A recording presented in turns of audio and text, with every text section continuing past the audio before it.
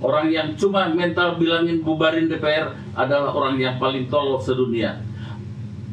Bubarin DPR. Kadang-kadang nih, ya masyarakat boleh kritik, boleh komplain, boleh caci maki, nggak apa-apa, kita terima.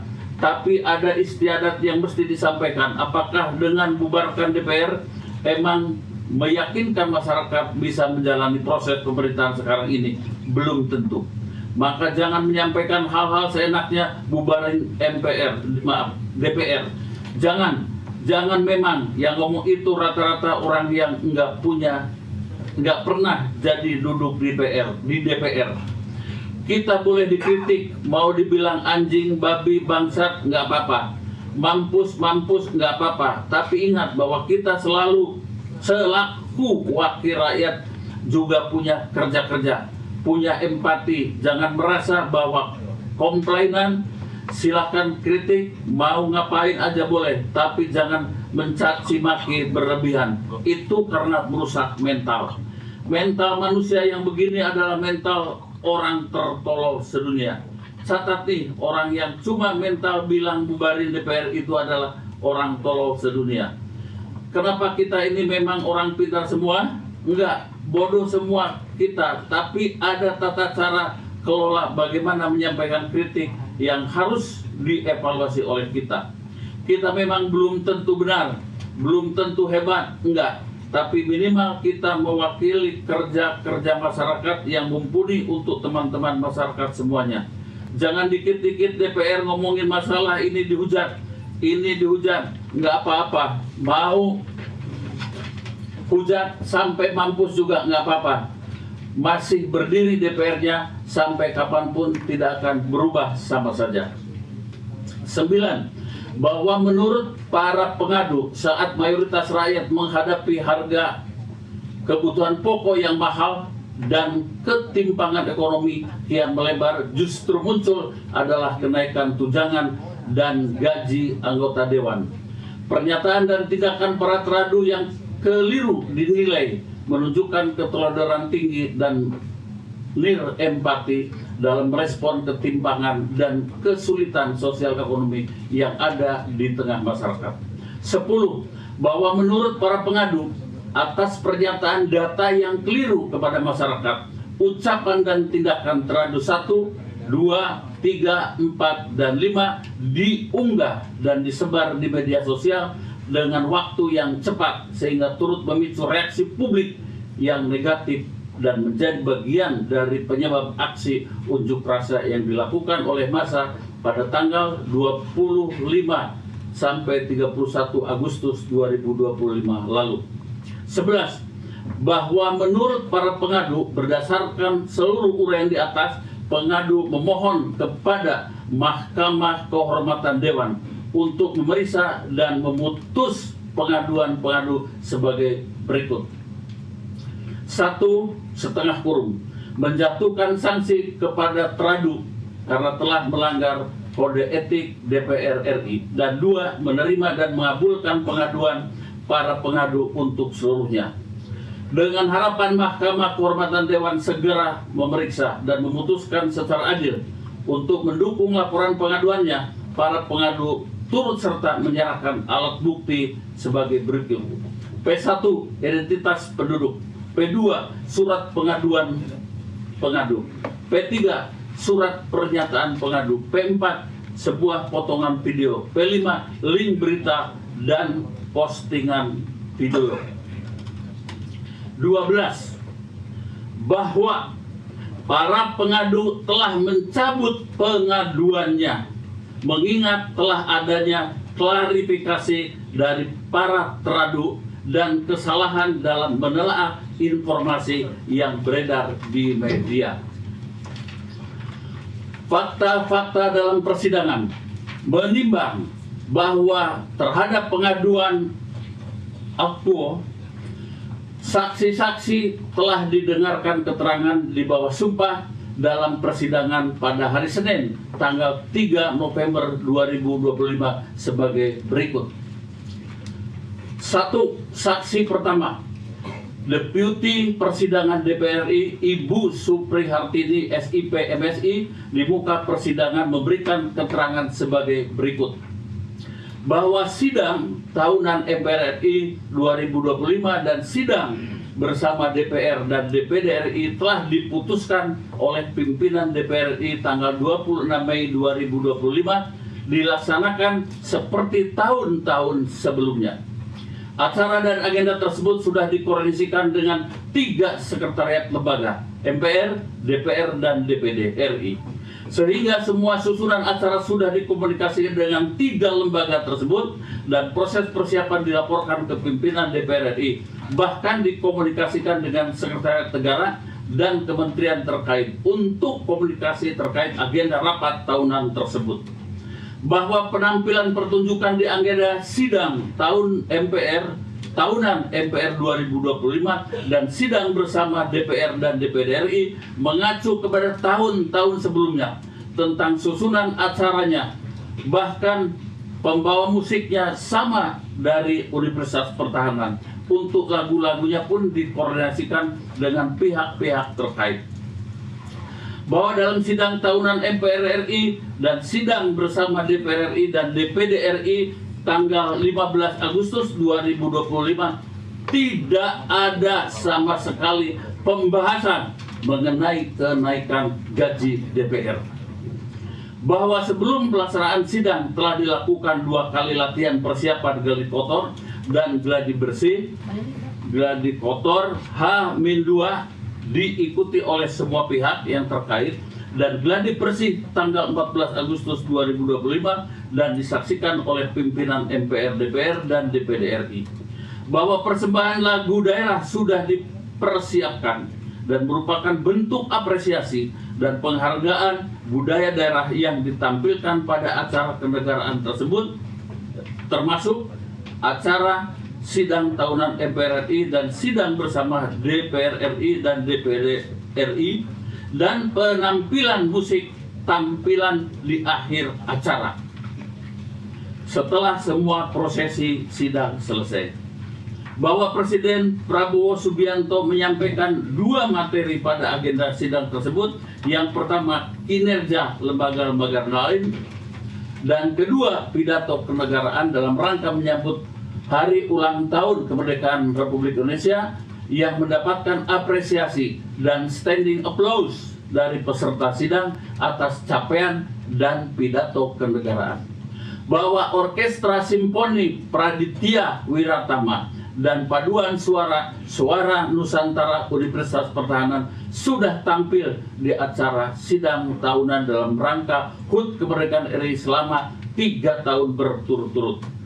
Bahwa saksi selaku Deputi Persidangan dan Kesekjenan menyayangkan dan menyesalkan acara kenegaraan itu disunting dan dinarasikan negatif serta tidak bersesuaian dengan fakta yang benar oleh oknum-oknum yang tidak bertanggung jawab, sehingga kami ke depan akan mengadakan evaluasi dalam upaya pencegahan agar hal-hal tersebut tidak terulang lagi di kemudian hari.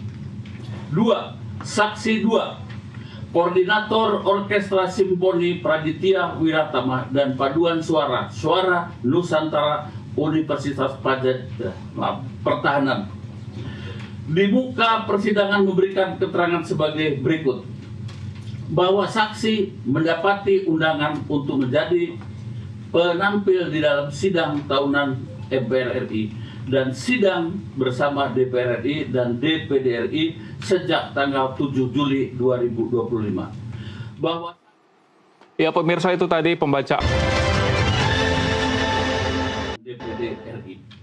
Bahwa dalam setiap penampilan dalam pertunjukan penonton sering berjoget dan ikut bernyanyi sebagai apresiasi atas penampilan kami dan itu adalah hal yang wajar.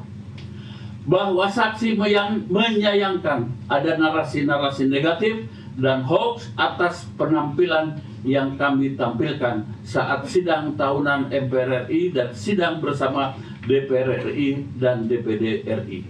3. Saksi 3, yakni Wakil Ketua Koordinator Wartawan Parlemen oleh saudara Erwin Siregar di muka persidangan memberikan keterangan sebagai berikut. Mohon izin Pak, saya minum dulu. Masih semangatnya luar biasa yang mulia. Kayak Taruna Akabri. Ini 25 usianya ini.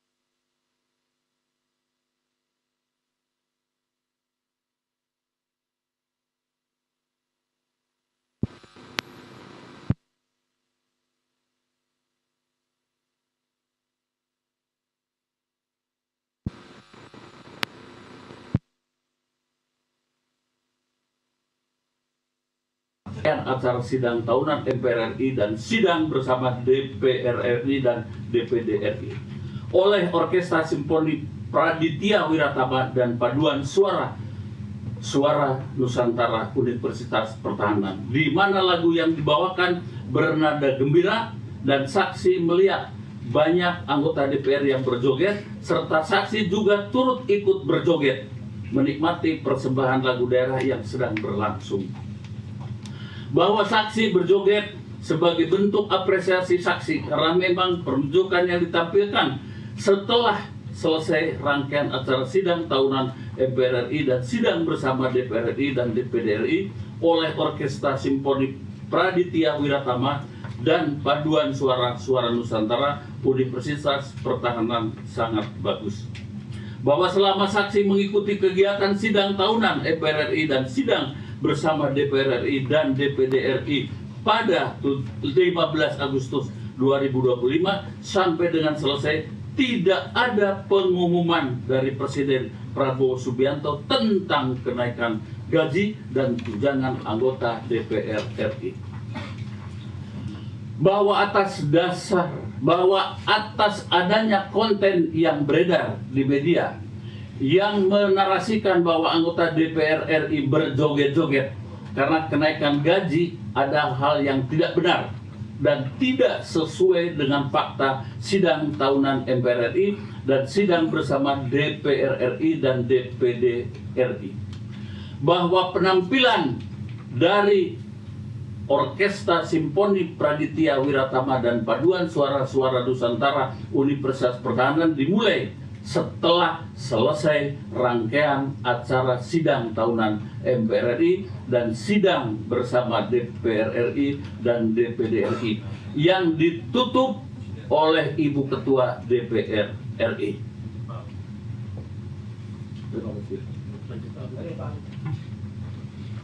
Selanjutnya kami bacakan, menimbang bahwa terhadap pengaduan Akuo, ahli-ahli turut hadir dalam memberikan keterangan dan pengetahuannya secara objektif di bawah sumpah dan persidangan pada hari Senin 3 November sebagai berikut. Pertama, ahli 1. Dalam bidang media sosial, kami hadirkan Saudara Ismail Fahmi menyampaikan beberapa pokok keterangan, di antaranya bahwa menurut ahli media sosial, media sosial memiliki pengaruh yang sangat besar terhadap pembentukan opini publik di Indonesia. Saat ini, masyarakat lebih banyak mencari dan mempercayai informasi melalui media sosial dibandingkan sumber-sumber resmi ataupun pencarian melalui Google. Akibatnya, informasi yang tersebar di media sosial, baik yang benar maupun hoax, sama-sama berpotensi membentuk opini. Selanjutnya, masyarakat cenderung mempercayai konten dengan jumlah viewer dan likes terbanyak tanpa melakukan verifikasi. Fenomena tersebut disebut dengan bias popularitas. Bahwa konten klarifikasi atas pelurusan informasi jarang viral karena bersifat faktual dan kurang menarik dibandingkan dengan konten emosional. merujuk pada teori Thinking Fast and Slow oleh Daniel Kahneman, manusia memiliki dua sistem berpikir, yakni sistem satu bersifat cepat dan emosional atau reaktif, sedangkan sistem kedua lebih bersifat rasional. Berita hoax menyentuh sistem pertama, sehingga lebih cepat menyebar, sementara berita berbasis data dan fakta sangat sulit diterima oleh publik. Bahwa ahli turut menerangkan fenomena akun palsu telah ada sejak lama, digunakan oleh masyarakat yang ingin menyampaikan pendapat tanpa mengungkap identitas asli.